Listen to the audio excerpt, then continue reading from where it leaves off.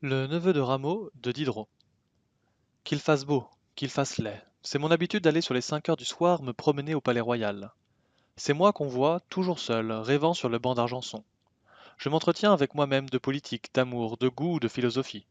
J'abandonne mon esprit à tout son libertinage. Je le laisse maître de suivre la première idée sage ou folle qui se présente, comme on voit dans l'allée de foie nos jeunes dissolus marcher sur les pas d'une courtisane à l'air éventé, au visage riant, à l'œil vif, au nez retroussé, quitter celle-ci pour une autre, les attaquant toutes et ne s'attachant à aucune. Mes pensées, ce sont mes catins. Si le temps est trop froid ou trop pluvieux, je me réfugie au café de la Régence. Là, je m'amuse à voir jouer aux échecs. Paris est l'endroit du monde et le café de la Régence est l'endroit de Paris où l'on joue le mieux à ce jeu. C'est chez Ray que font assaut l'égal le profond, Philidor le subtil, le solide Maillot, qu'on voit les coups les plus surprenants et qu'on entend les plus mauvais propos. Car si l'on peut être homme d'esprit et grand joueur d'échecs comme l'égal, on peut être aussi un grand joueur d'échecs et un sot comme Foubert et Maillot. Un après-dîner, j'étais là, regardant beaucoup, parlant peu, et écoutant le moins que je pouvais, lorsque je fus abordé par un des plus bizarres personnages de ce pays où Dieu n'en a pas laissé manquer. C'est un composé de hauteur et de bassesse, de bon sens et de déraison. Il faut que les notions de l'honnête et du déshonnête soient bien étrangement brouillées dans sa tête, car il montre ce que la nature lui a donné de bonnes qualités sans ostentation, et ce qu'il en a reçu de mauvaises sans pudeur. Au reste, il est doué d'une organisation forte, d'une chaleur d'imagination singulière et d'une vigueur de poumon peu commune. Si vous le rencontrez jamais et que son originalité ne vous arrête pas, ou vous mettrez vos doigts dans vos oreilles, ou vous vous enfuirez. Dieu, quel terrible poumon! Rien ne dissemble plus de lui que lui-même. Quelquefois il est maigre et hâve, comme un malade au dernier degré de la consomption. On compterait ses dents à travers ses joues. On dirait qu'il a passé plusieurs jours sans manger, ou qu'il sort de la trappe. Le mois suivant, il est gras et replet, comme s'il n'avait pas quitté la table d'un financier, ou qu'il eût été renfermé dans un couvent de Bernardins. Aujourd'hui, en linge sale, en culotte déchirée, couvert de lambeaux, presque sans souliers, il va la tête basse, il se dérobe, on serait tenté de l'appeler pour lui donner l'aumône. Demain, poudré, chaussé, frisé, bien vêtu, il marche la tête haute, il se montre et vous le prendriez à peu près pour un honnête homme. Il vit au jour la journée, triste ou gai selon les circonstances. Son premier soin, le matin quand il est levé, est de savoir où il dînera. Après dîner, il pense où il ira souper. La nuit amène aussi son inquiétude. Où il regagne à pied un petit grenier qu'il habite, à moins que l'hôtesse ennuyée d'attendre son loyer ne lui en ait redemandé la clé. Ou il se rabat dans une taverne du faubourg où il attend le jour, entre un morceau de pain et un pot de bière. Quand il n'a pas 6 sols dans sa poche, ce qui lui arrive quelquefois, il a recours soit à un fiacre de ses amis, soit au cocher d'un grand seigneur qui lui donne un lit sur la paille à côté de ses chevaux. Le matin, il a encore une partie de son matelas dans ses cheveux. Si la saison est douce, il arpente toute la nuit le cours ou les Champs-Élysées. Il reparaît avec le jour à la ville, habillé de la veille pour le lendemain, et du lendemain quelquefois pour le reste de la semaine. Je n'estime pas ces originaux-là. D'autres en font leur connaissance familière, même leurs amis. Ils m'arrêtent une fois l'an, quand je les rencontre, parce que leur caractère tranche avec celui des autres, et qu'ils rompent cette fastidieuse uniformité que notre éducation, nos conventions de société, nos bienséants usages ont introduite. S'il en paraît un dans une compagnie, c'est un grain de levain qui fermente, qui restitue à chacun une portion de son individualité naturelle. Il secoue, il agite, il fait approuver ou blâmer, il fait sortir la vérité, il fait connaître les gens de bien, il démasque les coquins, c'est alors que l'homme de bon sens écoute et démêle son monde. Je connaissais celui-ci de longue main. Il fréquentait dans une maison dont son talent lui avait ouvert la porte. Il y avait une fille unique. Il jurait au père et à la mère qu'il épouserait leur fille. Ceux-ci haussaient les épaules, lui riaient au nez, lui disaient qu'il était fou, et je vis le moment que la chose était faite. Il m'empruntait quelques écus que je lui donnais. Il s'était introduit je ne sais comment dans quelque maison honnête où il avait son couvert, mais à la condition qu'il ne parlerait pas, sans en avoir obtenu la permission. Il se taisait et mangeait de rage. Il était excellent à voir dans cette contrainte. S'il lui prenait envie de manquer au traité et qu'il ouvrit la bouche, au premier mot, tous les convives s'écriaient Au rameau! Alors la fureur étincelait dans ses yeux, et il se remettait à manger avec plus de rage. Vous étiez curieux de savoir le nom de l'homme, et vous le savez.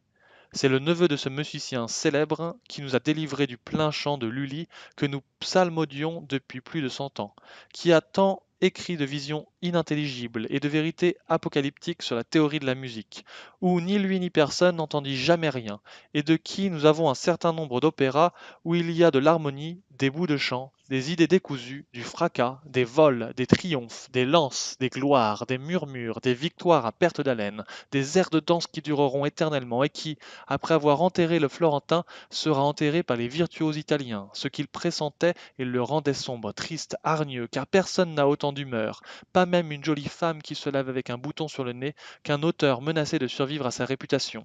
Témoin Marivaux et Crébillon le fils. Il m'aborde. Ah ah, vous voilà, monsieur le philosophe, et que faites-vous ici parmi ces tas de fainéants? Est-ce que vous perdez aussi votre temps à pousser le bois? C'est ainsi qu'on appelle par mépris jouer aux échecs ou aux dames. Moi. Non, mais quand je n'ai rien de mieux à faire, je m'amuse à regarder un instant, ce qui le pousse bien. Lui. En ce cas, vous vous amusez rarement, excepté les Galles et Philidor, le reste n'y entend rien. Moi.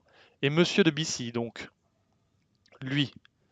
Celui-là est un joueur d'échecs, ce que mademoiselle Clairon est un acteur. Ils savent de ces jeux l'un et l'autre tout ce qu'on peut apprendre. Moi. Vous êtes difficile, et je vois que vous ne faites grâce qu'aux hommes sublimes. Lui. Oui, aux échecs, aux dames, en poésie, en éloquence, en musique et autres fadaises comme cela. À quoi bon la médiocrité dans ces genres? Moi. À peu de choses, j'en conviens. Mais c'est qu'il y ait un grand nombre d'hommes qui s'y appliquent pour faire sortir l'homme de génie. Il est un dans la multitude. Mais laissons cela, il y a une éternité que je ne vous ai vu. Je ne pense guère à vous quand je ne vous vois pas. Mais vous me plaisez toujours à revoir. Qu'avez-vous fait? Lui. Ce que vous, moi et tous les autres font. Du bien, du mal et rien. Et puis j'ai eu faim, et j'ai mangé, quand l'occasion s'en est présentée. Après avoir mangé, j'ai eu soif, et j'ai bu quelquefois. Cependant, la barbe me venait, et quand elle a été venue, je l'ai fait raser. Moi. Vous avez mal fait. C'est la chose qui vous manque, pour être un sage. Louis. Oui-da, j'ai le front grand et ridé, l'œil ardent, le nez saillant, les joues larges, le sourcil noir et fourni, la bouche bien fendue, la lèvre rebordée et la face carrée. Si ce vaste menton était couvert d'une longue barbe, savez-vous que cela figurerait très bien en bronze ou en marbre? Moi. À côté d'un César, d'un Marc Aurèle, d'un Socrate. Lui. Non, je serais mieux entre Diogène et Phryné. Je suis effronté comme l'un, et je fréquente volontiers chez les autres. Moi. Vous portez-vous toujours bien? Lui. Oui, ordinairement, mais pas merveilleusement aujourd'hui. Moi. Comment? Vous voilà avec un ventre de silène et un visage. Lui, un visage qu'on prendrait pour son antagoniste. C'est que l'humeur qui fait sécher mon cher oncle engraisse apparemment son cher neveu. Moi. À propos de cet oncle, le voyez-vous quelquefois? Lui. Oui, passer dans la rue. Moi. Est-ce qu'il ne vous fait aucun bien? Lui, s'il en fait à quelqu'un, c'est sans en douter. C'est un philosophe dans son espèce. Il ne pense qu'à lui. Le reste de l'univers lui est comme d'un clou à soufflet. Sa fille et sa femme n'ont qu'à mourir quand elles voudront. Pourvu que les cloches de la paroisse qu'on sonnera pour elles continuent de résonner la 12e et la 17e, tout sera bien. Cela est heureux pour lui. Et c'est ce que je prise particulièrement dans les gens de génie. Ils ne sont bons qu'à une chose. Passer cela, rien. Ils ne savent ce que c'est d'être citoyen, père, mère, frère, parent, ami. Entre nous, il faut leur ressembler de tout point, mais ne pas désirer que la graine en soit commune. Il faut des hommes, mais pour des hommes de génie, point. Non, ma foi, il n'en faut point. Ce sont eux qui changent la face du globe, et dans les plus petites choses, la sottise est si commune et si puissante qu'on ne la réforme pas sans charivari. Il s'établit partie de ce qu'ils ont imaginé, partie reste comme il était. De là, deux évangiles, un habit d'arlequin. La sagesse du moine de Rabelais est la vraie sagesse, pour son repos et pour celui des autres.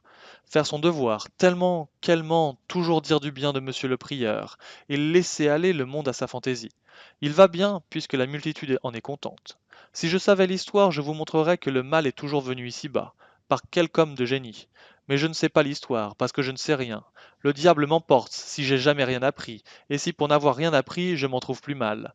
J'étais un jour à la table d'un ministre du roi de France qui a de l'esprit comme quatre. Eh bien, il nous démontra clair comme un et un font deux, que rien n'était plus utile au peuple que le mensonge, rien de plus nuisible que la vérité. Je ne me rappelle pas bien ces preuves, mais il s'ensuivait évidemment que les gens de génie sont détestables, et que si un enfant apportait en naissant sur son front la caractéristique de ce dangereux présent de la nature, il faudrait ou l'étouffer ou le jeter au canard. Moi, cependant, ces personnages-là, si ennemis du génie, prétendent tous en avoir. Lui, je crois bien qu'ils le pensent au-dedans d'eux-mêmes, mais je ne crois pas qu'ils osassent l'avouer. Moi, c'est par modestie. Vous consultez donc là une terrible haine contre les génies. Lui, à n'en jamais revenir. Moi, mais j'ai vu un temps que vous vous désespériez de n'être qu'un homme commun. Vous ne serez jamais heureux si le pour et le contre vous affligent également. Il faudrait prendre son parti et y demeurer attaché, tout en convenant avec vous que les hommes de génie sont communément singuliers, ou comme dit le proverbe, qu'il n'y a point de grand esprit sans un grain de folie. On n'en reviendra pas. On méprisera les siècles qui n'en auront pas produit. Ils feront l'honneur des peuples chez lesquels ils auront existé, tôt ou tard. On leur élève des statues, et on les regarde comme les bienfaiteurs du genre humain. N'en déplaise au ministre sublime que vous m'avez cité, je crois que si le mensonge peut servir un moment, il est nécessairement nuisible à la longue, et qu'au contraire, la vérité sert nécessairement à la longue, bien qu'il puisse arriver qu'elle nuise dans le moment. D'où je serais tenté de conclure que l'homme de génie qui décrit une erreur générale ou qui accrédite une grande vérité est toujours d'un être digne de notre vénération. Il peut arriver que cet être soit la victime du préjugé et des lois, mais il y a deux sortes de lois, les unes d'une équité, d'une généralité absolue, d'autres bizarres qui ne doivent leur sanction qu'à l'aveuglement ou la nécessité des circonstances. Celles-ci ne couvrent le coupable qui les enfreint que d'une ignominie passagère, ignominie que le temps reverse sur les juges et sur les nations, pour y rester à jamais. De Socrate ou du magistrat qui lui fit boire la ciguë, quel est aujourd'hui le déshonoré? Lui. Le voilà bien avancé. En a-t-il été moins condamné? En a-t-il moins été mis à mort? En a-t-il moins été un citoyen turbulent, par le mépris d'une mauvaise loi? En a-t-il moins encouragé les fous au mépris des bonnes? En a-t-il moins été un particulier audacieux et bizarre? Vous n'étiez pas éloigné tout à l'heure d'un aveu peu favorable aux hommes de génie. Moi. Écoutez-moi, cher homme. Une société ne devrait point avoir de mauvaises lois, et si elle n'en avait que de bonnes, elle ne serait jamais dans le cas de persécuter un homme de génie. Je ne vous ai pas dit que le génie fût indivisiblement attaché à la méchanceté, ni la méchanceté au génie. Un sot sera plus souvent un méchant qu'un homme d'esprit. Quand un homme de génie serait communément d'un commerce dur, difficile, épineux, insupportable, quand même ce serait un méchant, qu'en concluriez-vous? Lui, qu'il est bon à noyer. Moi, doucement, cher homme. Ça, dites-moi, je ne prendrai pas votre oncle pour exemple, c'est un homme dur, c'est un brutal, il est sans humanité, il est avare. Il est mauvais père, mauvais époux, mauvais oncle, mais il n'est pas assez décidé que ce soit un homme de génie, qu'il ait poussé son art fort loin, et qu'il soit question de ses ouvrages dans 10 ans. Mais Racine, celui-là certes avait du génie, et ne passait pas pour un trop bon homme, mais de Voltaire. Lui, ne me pressez pas, car je suis conséquent. Moi, lequel des deux préféreriez-vous?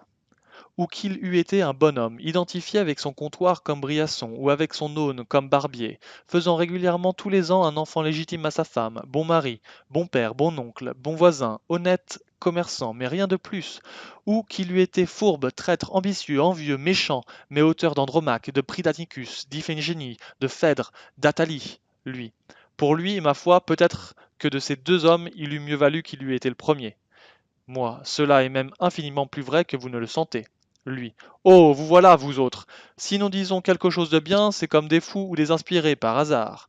Il n'y a que vous autres qui vous entendiez. Oui, monsieur le philosophe, je m'entends, et je m'entends ainsi que vous vous entendez. Moi, voyons. Eh bien, pourquoi pour lui? Lui, c'est que toutes ces belles choses-là qu'il a faites ne lui ont pas rendu 20 000 francs, et que s'il eût été un bon marchand en soie de la rue Saint-Denis ou Saint-Honoré, un bon épicier en gros, un apothicaire bien achalandé, il eût amassé une fortune immense, et qu'en l'amassant, il n'y aurait eu sorte de plaisir dont il n'eût joui.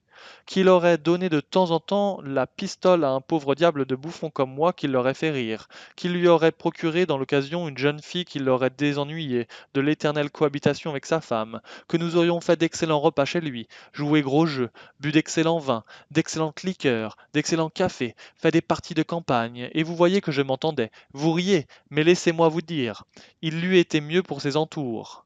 Moi, sans contredit, pourvu qu'il n'eût pas employé d'une façon déshonnête l'opulence qu'il aurait acquise par un commerce légitime, qu'il eût éloigné de sa maison tous ses joueurs, tous ses parasites, tous ses fats complaisants, tous ses fainéants, tous ses pervers inutiles, et qu'il eût fait assommer à coups de bâton par ses garçons de boutique, l'homme officieux qui soulage, par la variété, les maris du dégoût d'une cohabitation habituelle avec leurs femmes. Lui, assommé, monsieur, assommé, on n'assomme personne dans une ville bien policée. C'est un état honnête. Beaucoup de gens, même titrés, s'en mêlent. Et à quoi diable voulez-vous donc qu'on emploie son argent si ce n'est à avoir bonne table, bonne compagnie, bon vin, belle femme, plaisir de toutes les couleurs, amusement de toutes les espèces. J'aimerais autant être gueux que de posséder une grande fortune, sans aucune de ces jouissances. Mais revenons à Racine. Cet homme n'a été bon que pour des inconnus, et que pour le temps où il n'était plus. Moi, d'accord, mais pesez le mal et le bien. Dans 1000 ans d'ici, il fera verser des larmes, il sera l'admiration des hommes. Dans toutes les contrées de la terre, il inspirera l'humanité, la commisération, la tendresse. On demandera qui il était, de quel pays, et on l'enviera à la France. Il a fait souffrir quelques êtres qui ne sont plus, auxquels nous ne prenons presque aucun intérêt. Nous n'avons rien à redouter ni de ses vices ni de ses défauts. Il lui était mieux sans doute qu'il eût reçu de la nature les vertus d'un homme de bien, avec les talents d'un grand homme. C'est un arbre qui a fait sécher quelques arbres plantés dans son voisinage, qui a étouffé les plantes qui croissaient à ses pieds, mais il a porté sa cime jusque dans la rue.